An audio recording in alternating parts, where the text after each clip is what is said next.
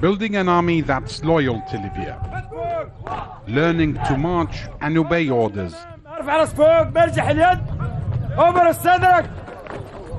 These men fought during the uprising against Colonel Muammar Gaddafi. Now the government wants to integrate them into a proper military force.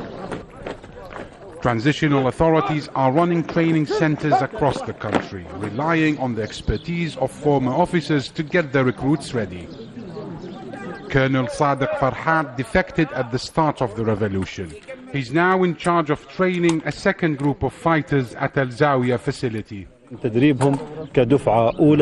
We trained our first group as an infantry combat brigade.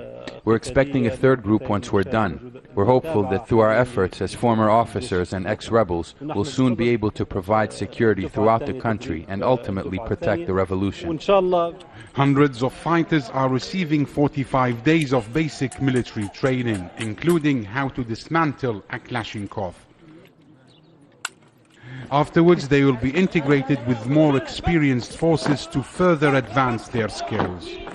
Building a professional army is not an easy task and it requires time. That's why Libya wants to keep around 70% of its old army force.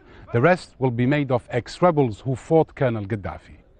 Military officials say that the previous regime ignored the army on purpose, relying instead on special brigades that were led by Gaddafi's sons.